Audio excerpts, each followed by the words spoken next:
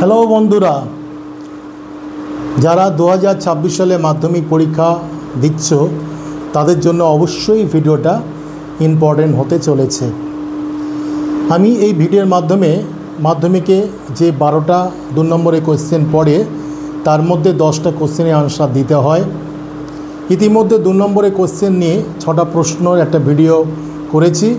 যদি না দেখে থাকো অবশ্যই সেই ভিডিওটা দেখে নিও। আজকে আমি এই ভিডিওর মাধ্যমে মোট 9টা প্রশ্ন হাজির করেছি এবং কিভাবে সহজ পদ্ধতিতে সহজভাবে সময়টাকে অপচয় না করে সঠিক সময় করা যায় তার একটা সঠিক দিশা অবশ্যই আমি এই ভিডিওর মাধ্যমে তোমাদের দেব। যারা ইতিমধ্যে আমার চ্যানেলে সাবস্ক্রাইব করেছো অবশ্যই তাদেরকে ধন্যবাদ জানাই। যারা ইতিমধ্যে এখনও পর্যন্ত সাবস্ক্রাইব করোনি অবশ্যই সাবস্ক্রাইব করে নাও। শুরু করা যাক 2026 মাধ্যমিক পরীক্ষার্থীদের জন্য ইম্পর্টেন্ট কয়েকটি 2 নম্বরের কোশ্চেন এবং আনসার। দেখো 1 নম্বরে R% হার চক্রবৃদ্ধি সুদে কোনো মূলধন 8 বছরে দ্বিগুণ হলে 4 গুণ হবে কত বছরে? তাহলে কীভাবে হচ্ছে দেখো, জেনারেল নিয়মের সূত্রটা কি? সমল চক্রবৃদ্ধির সূত্র কি? সমল চক্রবৃদ্ধি এই সূত্রটা কি? P × 1 + R/100⁴n, যেখানে P = আসল, R = হার এবং n = সময়। কত সময় পরে এই সমলটা চক্রবৃদ্ধিটা হচ্ছে, তা আসল প্লাস সুদ। এইবারে দেখো R% হার চক্রবৃদ্ধির সুদে কোনো মূলধন 8 বছরে দ্বিগুণ হলে 4 গুণ হবে কত বছরে? মূলধনটা জানি না, লিখে দেব। ধরি মূলধন = P টাকা। তাহলে বলেছে যে 8 বছরে দ্বিগুণ হবে। তাহলে 8 বছরে মূলধন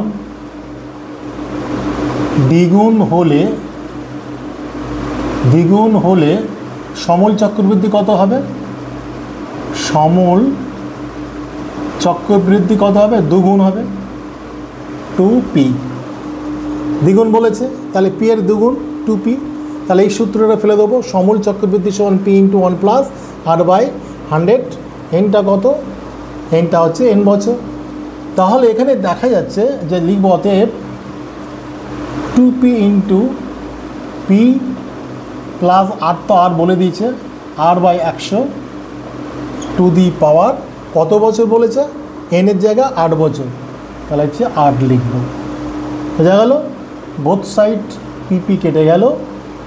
তাহলে অতএব 1 + R/100⁴ = 2। এটা রাখলাম। তার আরেকটা রয়েছে, এটা ধরে একটা 1 নম্বর করে দিলাম, 1 নম্বর। এইবার বলেছে 4 গুণ হবে কত বছরে? তো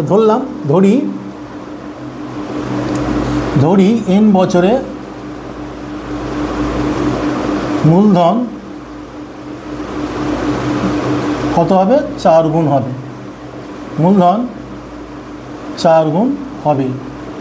তাহলে অতএব সমল চক্রবৃদ্ধি = 4p। তাহলে একইভাবে সূত্র সাহায্যে নিয়ে এটা ফেলবো।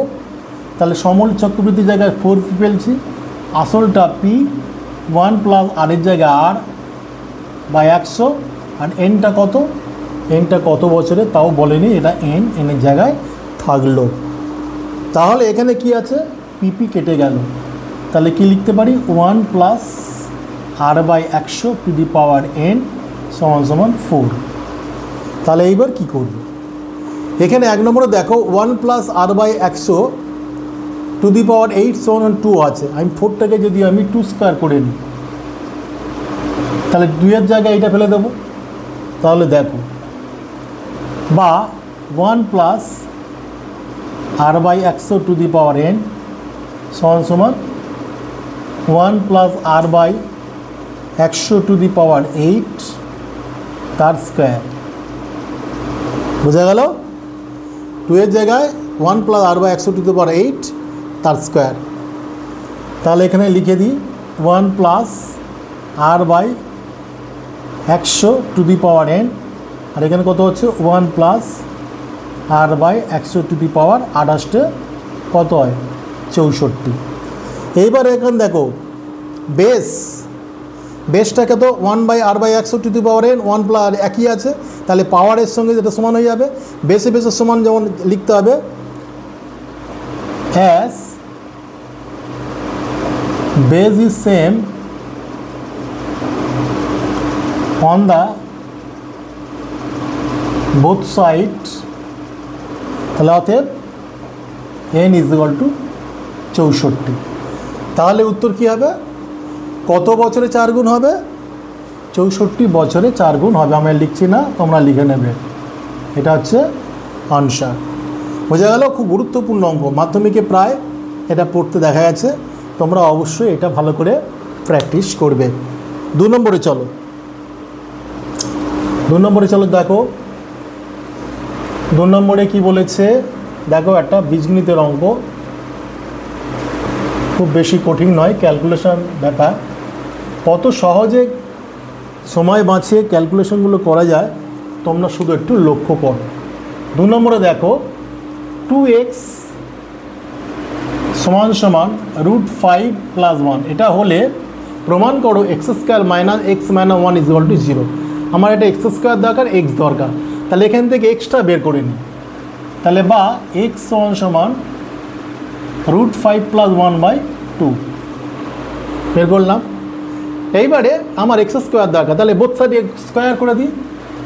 তাহলে কি x² সমান সমান √5 + 1/2 হোল স্কোয়ার লিখে দিতে হবে। উভয় পক্ষকে বর্গ করে এইভাবে পরীক্ষা কিন্তু লিখে দিতে হবে। তাহলে বা x² সমান সমান এখানে a + হোল স্কোয়ার সূত্র ফেলে দিই, তাহলে 5 + 1 + 2√5 আর এখানে /4। বোঝা গেল? তাহলে এক্সও পেলাম, x² পেলাম, এর মানটা পুট করে দেবো। তাহলে লেফট হ্যান্ড সাইড LHS সমান সমান x² - x - 1। x² কত? এটা একটু করে দিই, 6 + 2√5/4, এখানে 2 কমন, 3 + √5/4। তাহলে এখানে কত? কেটে 2 হচ্ছে। তাহলে x² সমান সমান কত হচ্ছে? 3 + √5/2 মাইনাস x এর মান কত? x এর মান হচ্ছে √5 + 1/2 আর -1। এখানে 2 লসাগু হচ্ছে। 2 লসাগু হলে কী হবে? 3 + √5 এটা রাখলাম তোমাদের সুবিধার্থে, আমি একসঙ্গে ক্যালকুলেশন করছি না।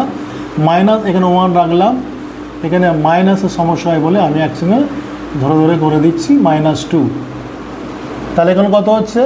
3 + √5 মাইনাস √5 প্লাস মানে সে -1 -2/2।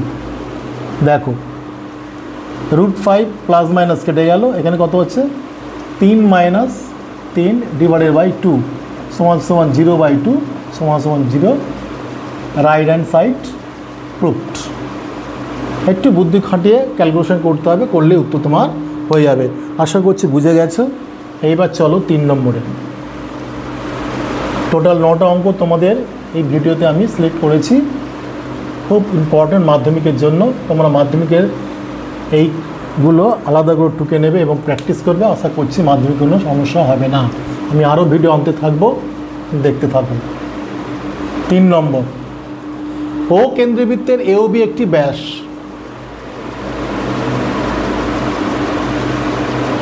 এটা হলো, এটা কেন্দ্র। আচ্ছা, AOB এটা কেন্দ্র ধরো, AOB একটি ব্যাস C বৃত্তে পরিদিষ্ট একটা বিন্দু, ধরো এটা C। তাহলে OBC 60 ডিগ্রি, OBC। তাহলে এটাকে যোগ করি, এটাকে যোগ করি আর এটাকেও যোগ করি। পরীক্ষায় লিখে দিতে হবে ও কেন্দ্রবৃত্তের এওবি একটি ব্যাস। এখন ওএ ওবি এবং ওসি যুক্ত করলাম। এখানে দেখা যাচ্ছে ওবিসি কত 60 ডিগ্রি, তাহলে ওবিসি এখানে 60 ডিগ্রি, এগুলো এঁকে নেবে, নিলে না অঙ্ক করতে সুবিধা হবে। তাহলে ওসি এ কত, সোজা একদম সোজা। তাহলে দেখো এওবি বৃত্তের ব্যাস, তাহলে এটা অর্ধবৃত্ত হয়ে আছে। এওবি মানে এ একটা বৃত্ত, এ একটা বৃত্ত, তাহলে এ পরিধিস্থ কোণ সি কোণটা তাহলে কি অর্ধবৃত্তস্থ কোণ। তাহলে যেহেতু লিখতে হবে যেহেতু অ্যাঙ্গেল এসিবি একটি অর্ধ বৃত্তস্থ কোণ, অতএব ACB is equal two 90 degree. আমরা প্রমাণ করেছি যে অর্ধবৃত্তস্থ কোণের সমকোণ, তাহলে সেই ACB is equal two 90 degree. তাহলে এই কোণটা 60 ডিগ্রি হলে এই কোণটা বাকি কোণটা পেয়ে যাব। তাহলে সিবিও বা ওবিসি একই কথা, তাহলে অতএব CBO is equal to CBA is equal to 60 degree. তাহলে ত্রিভুজ এ বি সি থেকে কি পাচ্ছি, তিনটে কোণের সমষ্টি। তাহলে A C B plus CBA plus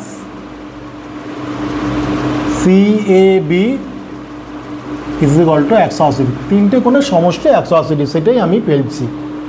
তাহলে এসিবি কত, এসিবি 90 ডিগ্রি পেয়েছি। সিবিএ কত দিয়েছে আমার 60 ডিগ্রি, প্লাস সিএবি দেয়নি, সিএবিটা বার করব, তাহলে 180 ডিগ্রি। তাহলে অতএব CAB is equal to 180 degree minus 90 আর 60 কত হয় 150 ডিগ্রি, সমান সমান 30 ডিগ্রি। এটা 30 ডিগ্রি বেরোলো। আমার বার করতে হবে ও সি এ কত। তাহলে এটা সিএবি বলা মানে যা ওএবি ওএসি বলা মানে তা একই কথা, তাই না কি? সি না সিএবি বলছে না, সিএবি বলা যা আর সিএও বলা তা একই কথা, তাই না? সিএও বা ওএসি একই কথা। এইবারে দেখো, এইবার এই দেখছি যে ওসি ওএ এবং ওসি দুটি বৃত্তের ব্যাসার্ধ, মানে একই বৃত্তের ব্যাসার্ধ এটা, তাহলে OA is equal two OC হবে। আর এর দুটো সমান করে বিপরীত কোণও সমান হবে, তাহলে এই কোণটা সমান হবে। তাহলে এখন লিখব কি, এখন লিখব OA is equal two OC. এখানে লিখব একই বৃত্তের ব্যাসার্ধ, একই বৃত্তের ব্যাসার্ধ। তাহলে এটা কি, তাহলে সমান বাহুর বিপরীত কোণটা সমান হবে। তাহলে ওএ বাহুর বিপরীত কোণ কোনটা, OC A is equal two OC কোণের বিপরীত কোণ কোনটা, ওএসি। তাহলে কত ওএসি কোণটা কত পেয়েছি 60 ডিগ্রি পেয়েছি তো, না 30 ডিগ্রি, তাহলে 30 ডিগ্রি। তাহলে এই কোণটা 30 ডিগ্রি, এটাও 30 ডিগ্রি আমার চেয়েছে এটা, তাহলে এটা হবে আনসার। বোঝা গেল কিছু? অবশ্যই বুঝতে পেরেছো, এমন কিছু না। এটা অর্ধবৃত্তস্থ কোণ 90 ডিগ্রি, এটা 60 ডিগ্রি, 150 30 ডিগ্রি। আর এই কোণটা সেই কোণটা সমান কেন না, ওয়ের সঙ্গে ওসি বাহু সমান, একই বৃত্তের ব্যাসার্ধ, আর তার বিপরীত কোণগুলো ও সমান হবে। এইবারে দেখো 4 নম্বরে, 4 নম্বরতে দেখো এও জ্যামিতির অঙ্ক। দুটোর মধ্যে কিন্তু দুটো জ্যামিতি থাকবেই। এখানে 3টে জ্যামিতি সিলেক্ট করেছি। ও কেন্দ্রবৃত্তের এবিসি এটা বৃত্তস্থ চতুর্ভুজ, বিসিকে ই পর্যন্ত বর্ধিত করা হলো। ডিসিএ 110 ডিগ্রি হলে অ্যাঙ্গেল বি এডি কত? তোমরা অবশ্যই ভিডিওটা পজ করে আগে কোশ্চেনগুলো টুকে নেবে। টুকে নেওয়ার পর সেটাও দেখে দেখে অঙ্কগুলো দেখতে টুকলে তোমরা অঙ্ক করছো এবং দেখছো এবং শিখে নিচ্ছ, তাহলে তোমাদের সুবিধা হবে। তাহলে ও কেন্দ্রবৃত্তে এবিসিডি এটা বৃত্তস্থ চতুর্ভুজ। বৃত্তস্থ চতুর্ভুজটা কীরকম দেখো, চতুর্ভুজ আঁকছি।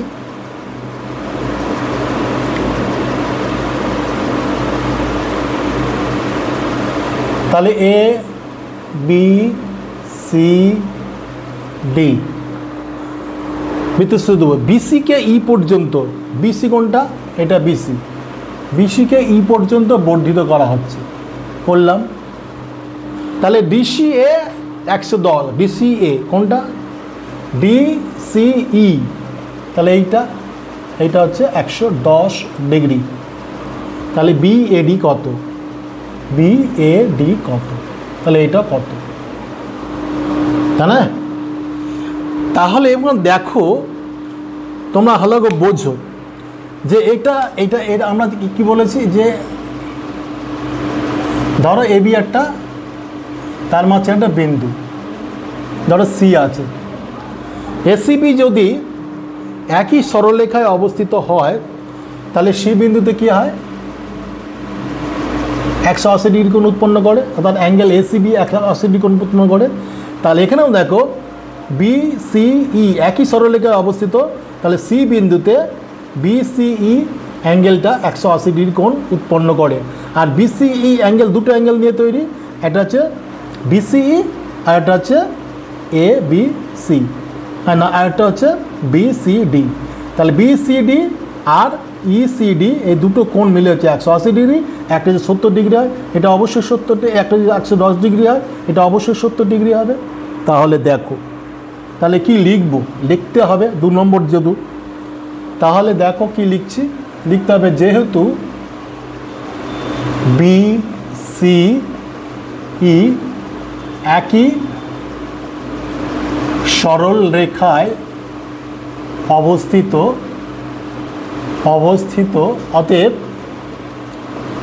অতএব angle BCE is equal to 180 degree.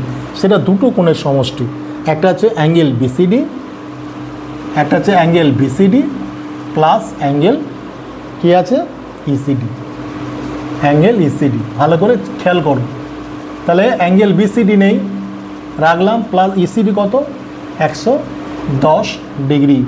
তাহলে অতএব অ্যাঙ্গেল বিসিডি মান কত হচ্ছে 180 মাইনাস 110 সমান 70 ডিগ্রি, 70 ডিগ্রি।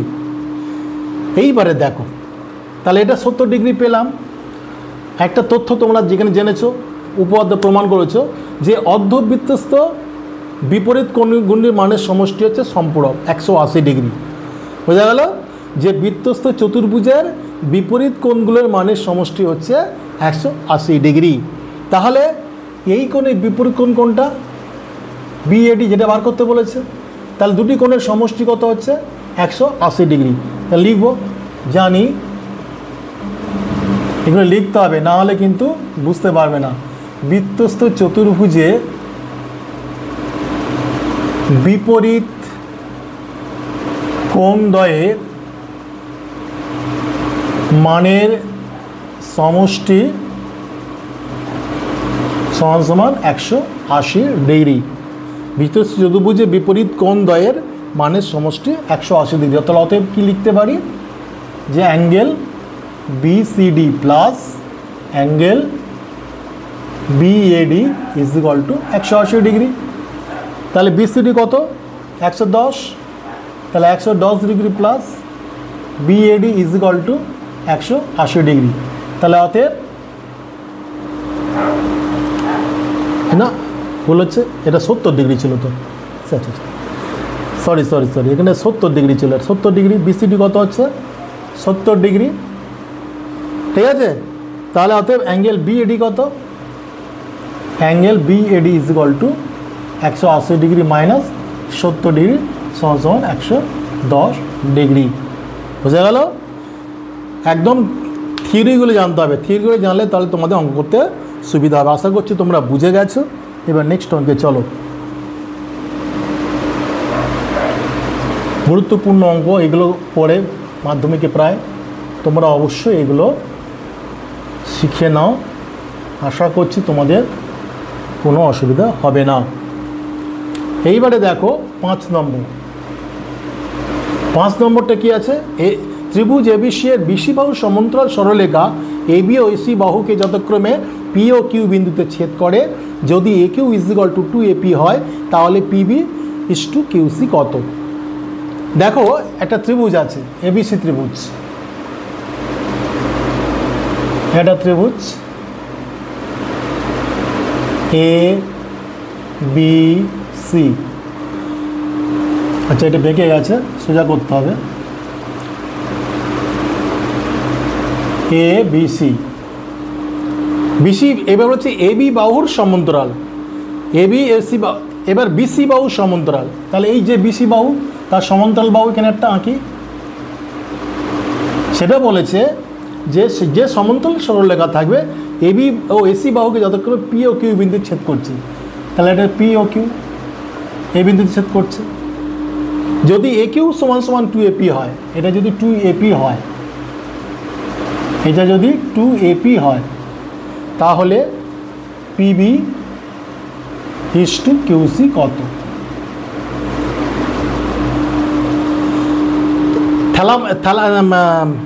থ্যালাসের সূত্র তোমরা জানো, যারা ত্রিভুজের যে কোনো একটি বাহুর সমান্তরাল সরলরেখা অপর দুই বাহুকে সমান অনুপাতে বিভক্ত করে। অবশ্যই এটা উপপাদ্য প্রমাণও আছে। এটা কি বললাম, থ্যালাসের উপপাদ্য কি বলছে যে একটা ত্রিভুজের যে কোনো একটি বাহুর সমান্তরাল সরলরেখা অপর দুই বাহুকে সমান দুই ভাগে বিভক্ত আর সমানুপাতে বিভক্ত করে। কেমন?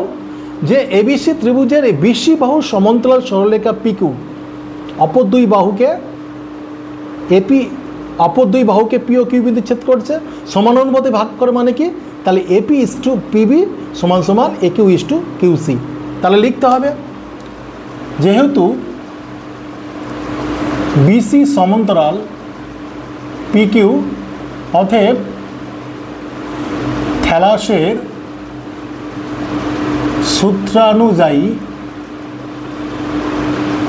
সূত্রানুযায়ী কী হবে? দুটি বাহুকে সমান অনুপাতে বিভক্ত করছে। তাহলে লিখব এপি বাই পিবি সমান সমান এ কিউ বাই কিউসি। এটা ভালো করে মনে রাখতে হবে কিন্তু, তাহলে কিন্তু অঙ্ক করতে পারবে। বা এপি বাই পিবি সমান সমান এ কিউ জায়গায় কী বলেছে? 2AP divided by QC. Both side AP AP কেটে গেল, তাহলে 1 বাই পিবি সমান সমান 2 বাই কিউসি হয়ে গেল অঙ্ক। কি বলেছে? PB is to QC. তাহলে এখানে লিখি 2PB সমান সমান কিউসি বা পিবি বাই কিউসি সমান সমান 1/2। অতএব পিবি ইস টু কিউসি সমান সমান 1:2। বুঝতে পারছো? একদম থ্যালাসের সূত্রটা জানতে হবে। এখানে উপপাদ্য তোমাদের মাধ্যমিক পরীক্ষার জন্য ইম্পর্টেন্ট। এই উপপাদ্য প্রমাণ করতে হয়, সেই প্রমাণটা তোমরা অবশ্যই শিখে গেছো এবং সেই উপপাদ্য অনুযায়ী এই অঙ্কটা করা হলো। এবার 6 নম্বর অঙ্কটা দেখো। 6 নম্বর অঙ্ক ত্রিকোণমিতির অঙ্ক। দেখো এটাও ইম্পর্টেন্ট অঙ্ক, এই জন্য বেঁচেছি মাধ্যমিকের জন্য। 6 নম্বরটা দেখো। 6 নম্বরটা আছে sine theta plus cosec theta is equal to 2 হলে sine into theta minus 60 degree সমান সমান কত? তাহলে কি দিয়েছে? Sine theta plus cosec theta সমান সমান 2 হলে, বা sine theta plus cosec theta মানে কি 1 by sine theta is equal to 2, এটা আমরা জানি। তাহলে বা এখান থেকে আমরা ক্রস গুণ করি। সাইন থিটা না, সাইন থিটা হচ্ছে তোমার এখানে যোগ করি, যোগ করলে তোমার হচ্ছে সাইন থিটা লসাগু, সেটাই করলাম। 2 ক্রস গুণ করব, তাহলে sine square theta minus 2 sine theta plus 1 is equal to 0। দেখো a square minus 2b plus b square, এটা যদি এ হয় sine theta whole square minus 2 into sine theta into 1 plus 1। আমি লিখছি না, একেবারেই করে দিচ্ছি। তাহলে সাইন থিটা প্লাস 1 মাইনাস 1 তার whole square is equal to 0। তাহলে অতএব sine theta minus 1 is equal to 0 বা sine theta is equal to 1। এইবারে দেখো থিটা এখানে বাড়াবে 1 আছে, সাইনে কোন মানের জন্য 1 হচ্ছে? সাইন 90-র জন্য। তাহলে sine theta is equal to sine 90 degree. Sine 90 ডিগ্রির জন্য সাইন বোথ সাইড কেটে যাচ্ছে, আমি কাটা দেখাবো না, মনে মনে কাটবো। সেখানে হবে কি? অতএব theta is equal two 90 degree.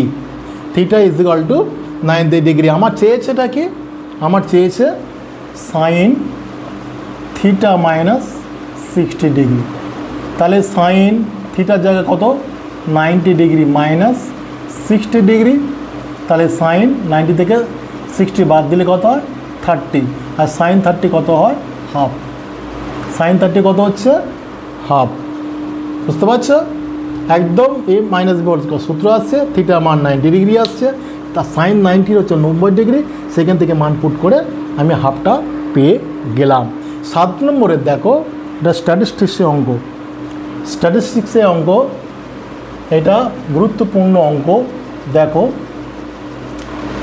এটাও মাধ্যমিকের জন্য খুব ইম্পর্টেন্ট অঙ্ক, ভালো করে খেয়াল করবে কীভাবে করছি।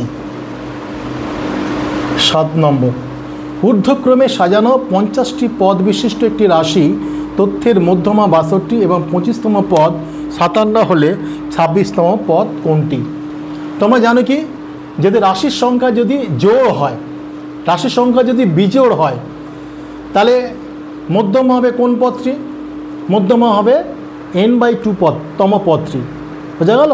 যদি রাশি যদি টোটাল রাশি যদি 5 হয়, তাহলে মধ্যমা কোনটা হবে 5/2। না, মধ্যমা কোনটা হবে? অবশ্যই 1 2 3 4। তোমার মধ্যমা কত হবে? তোমার n/2। না, হ্যাঁ অবশ্যই n/2 তম পদ হবে।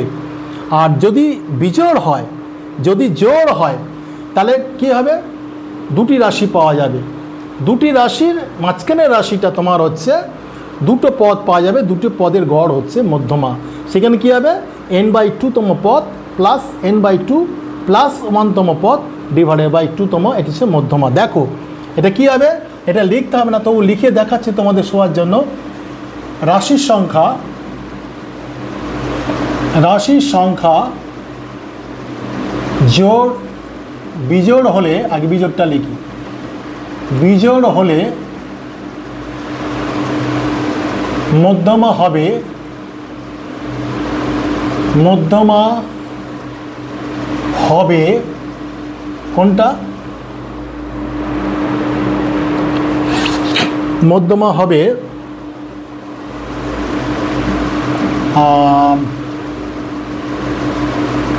n/2 তম পদ, n/2 তম পদ। বোঝা গেল? আর যদি রাশির সংখ্যা জোড় হয়, জোড় হলে মধ্যমা কী হবে? মধ্যমা হবে n/2 তম পদ ও n/2 প্লাস 1 তম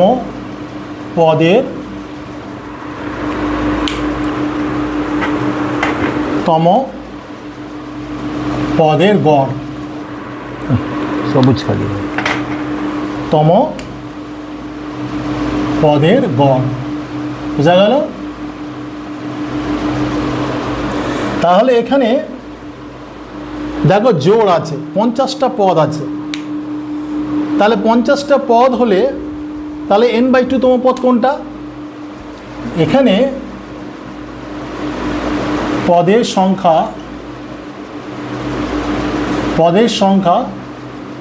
50, অর্থাৎ পদ হলো জোড়। তাহলে অতএব n/2 তম পদ সমান সমান 50/2 সমান সমান 25তম পদ। n/2 প্লাস 1 তম পদ সমান সমান 25 প্লাস 1 সমান 26তম পদ। বুঝা গেল? তাহলে মধ্যমাটা কি দুটি গড় বলেছে, তাহলে অতএব মধ্যমা হচ্ছে 25তম পদ প্লাস 26তম পদ ডিভাইডেড বাই 2। তাহলে 25তম পদ কত? 25তম পদ বলে দিয়েছে 57 প্লাস 26তম পদ বার করতে হবে, সেটা দেখো আমি x ধরে নিচ্ছি বাই 2। আর এখানে মধ্যমা কত হচ্ছে? বা এখানে মধ্যমা বলে দিয়েছে 62। তাহলে বা 57 প্লাস এক্স সমান সমান 4 124 বা এক্স সমান সমান 124 মাইনাস 57 7 দুগুণে 14 6 67 67 বোঝা গেল। পদের সংখ্যার ওপর নির্ভর করে কিন্তু মধ্যমা নির্ণয় করা হয়। যদি বিজোড় হয় মাঝখানে একটা মাত্র পদ পাওয়া যায় সেটাই হচ্ছে মধ্যমা, আর যদি জোড় হয় মাঝখানে দুটি পদ পাওয়া যায় সেই দুটি পদের গড় হচ্ছে তোমার মধ্যমা। সেটাই আমি পড়েছি। 50তম পদ, 50তম পদের কি পাওয়া যায়, n/2 তম পদ, আর একটা হচ্ছে n/2 প্লাস 1তম পদ, তাদের গড় হচ্ছে তোমার গড় হচ্ছে মধ্যমা। বুঝে আশা করছি তোমরা অঙ্কটা বুঝে গেছো। এবারে চলে আসো 8 আর 9 দুটো অঙ্ক করে ভিডিওটা শেষ করব। দেখতে থাকো। তোমরা অবশ্যই যারা নতুন আছো তাদেরকে শেয়ার করো এবং বেশি বেশি করে সাবস্ক্রাইব করো, তাহলে বেশি বেশি পরিমাণে আমার ভিডিওটা তোমাদের সামনে চলে আসবে। 8 নম্বর, একটি গোলকের ব্যাসার্ধের দৈর্ঘ্য 50% বৃদ্ধি করলে বক্রতলের ক্ষেত্রফল শতকরা কত বৃদ্ধি পাবে? এই অঙ্কটা প্রায় আমি টেস্ট করে দেখি এবং মাধ্যমিকের জন্য মাধ্যমিকে পড়েও ছিল এবং তোমাদের জন্যও ইম্পর্টেন্ট। দেখো খুব ভালো করে খেয়াল করো। ধরি গোলকের ব্যাসার্ধ সমান সমান r একক। তাহলে অতএব গোলকের বক্রতলের ক্ষেত্রফল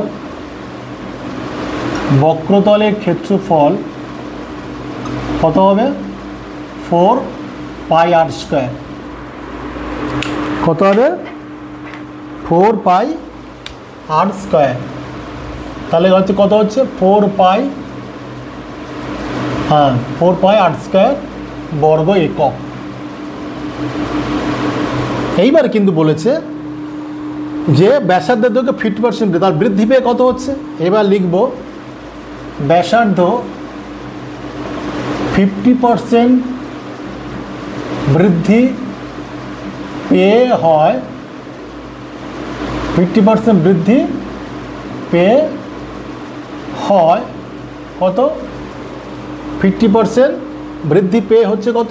আর ছিল প্লাস আর ইন্টু 50-এ 100, তাহলে হচ্ছে আর প্লাস r/2 সমান হচ্ছে তো 3r/2, যোগ করে হচ্ছে 2r প্লাস r 3r/2। তাহলে অতএব পরিবর্তিত বক্রতলের ক্ষেত্রফল কত হচ্ছে? তাহলে 4π আর এর জায়গায় কত? 3r/2 whole square, 3r/2 whole square. তাহলে 4π এখান থেকে পাচ্ছি কত? 9r²/4, 4 কেটে গেল, তাহলে গেছে 9πr² বর্গ একক। এইবার দেখো বক্রতলের ক্ষেত্রে বাড়লো না কমলো? দেখো আগে 4πr² ছিল, এখন হচ্ছে 9πr², বাড়লো। তাহলে অতএব বক্রতলের ক্ষেত্রফলের শতকরা বৃদ্ধি কত বাড়লো সেই বাড়া দেখায় আগে। 9πr² মাইনাস 4πr² আর মূল ক্ষেত্রফল কোনটা? 4πr² ইন্টু 100 যেহেতু শতকরা। তা 9 থেকে 4 বাদ দিলে কত? 5πr², 5πr² divided by 4πr² into 100। তাহলে πr² কেটে গেল, তাহলে এখানে 25 সমান হচ্ছে 125। শতকরা লিখলে 125 লিখবো, আর এখানে যে শতকরা না লিখে তাহলে এখানে 125% লিখবো। দুটো যে কোনো একটা আমি লিখবো। বোঝা গেল? তাহলে আশা করছি অঙ্কটা গুরুত্বপূর্ণ অঙ্ক বুঝে গেছো। এবারে এই ভিডিওর লাস্ট এবং গুরুত্বপূর্ণ অঙ্ক 9 নম্বর অঙ্কটা দেখো। এখানে হাইট অ্যান্ড ডিস্টেন্সে একটা অঙ্ক দিয়েছে, দেখো 9 নম্বরে, খুব সোজা অঙ্ক, কঠিন নয়। একটি স্তম্ভের ছায়ার দৈর্ঘ্য উচ্চতার অনুপাত 1:3 √3 হলে সূর্যের উন্নতি কোণ কত? স্তম্ভটা কত? ধরি এ একটা স্তম্ভ, এই স্তম্ভের ছায়াটা ধরি এই এত পর্যন্ত যাচ্ছে, স্তম্ভের ছায়াটা কত? এই পর্যন্ত আসছে। তার ছায়াটা যেখানে গিয়ে পৌঁছচ্ছে, এখানে গিয়ে স্তম্ভের মাথা থেকে ছায়া যেখানে গিয়ে পৌঁছচ্ছে সেই পর্যন্ত একটা কোণ তৈরি করছে। বোঝা গেল? তাহলে এখানে বলেছে স্তম্ভের ছায়ার দৈর্ঘ্য, ছায়াটা কোনটা? এটা যদি এবি যদি স্তম্ভ হয়, বিসি যদি ছায়া হয়, তাহলে স্তম্ভের দৈর্ঘ্যটা কোনটা? স্তম্ভের দৈর্ঘ্য হচ্ছে 1:3। এটা যদি 1 হয় তাহলে ছায়াটা কত? √3। তাহলে যে কোনটা উন্নতি, সূর্য এখানে, সূর্য এখানে একটা সূর্য আছে, এই জায়গাটা ছায়ার সঙ্গে কত ডিগ্রি কোণ তৈরি করেছে, সূর্যের উন্নতি কোণ কত হচ্ছে, সূর্য এই জায়গাটা কত ডিগ্রি কোণ উৎপন্ন করছে। লিখব, ধরি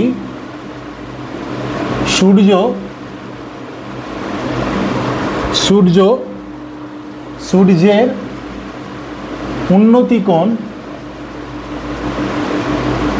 সমান থিটা। এইবার দেখো, এটা লম্ব, এটা তোমার 90 ডিগ্রি কোণ উৎপন্ন করছে, এটা অতিভুজ, এটা লম্ব, এই কোণের সাপেক্ষে এটা লম্ব, এই কোণের সাপেক্ষে কিন্তু নয়, এই কোণের সাপেক্ষে এটা লম্ব। সূর্যের উন্নতি কোণ যদি এটা থিটা হয় তাহলে এটা লম্ব, এটা ভূমি। তাহলে লম্ববায় ভূমি কী হয়? লম্ববায় ভূমি হচ্ছে tan থিটা, আর লম্ববায় অতিভুজ হচ্ছে sin থিটা, আর ভূমি অতিভুজ হচ্ছে cos থিটা। তাহলে আমার এখানে লম্ব আর ভূমি দিয়ে দিয়েছে। তাহলে এখানে লিখব যে এবি বাই বিসি সমান tan থিটা, tan থিটা লম্ববায় ভূমি, তাহলে বা 1/√3 সমান tan থিটা। এইবার কি করছি দেখো, 1/√3 কার? ট্যানের কোন মানে যেন 1/√3 হয়? tan 30-তে হয়, tan 30-তে 1/√3 হয়, তাই না? তাহলে হচ্ছে tan থিটা। তাহলে উভয় পক্ষে কী হচ্ছে? tan কেটে যাচ্ছে, কেটে গেলে কী হবে? থিটা সমান 30 ডিগ্রি। বোঝা গেল? খুব ভালো করে মনে রাখতে হবে যে কোন মানের জন্য কোনটা হবে, এটাও মনে রাখতে হবে। tan 30√3, হ্যাঁ, tan 30 হচ্ছে 1/√3, আর tan 60 হচ্ছে √3, এইভাবে মনে রাখতে হবে, এটা বেশি কাজে লাগে। আর tan 45 হচ্ছে 1, এইসব জিনিসগুলো এই অঙ্কের ক্ষেত্রে বেশি কাজে লাগে।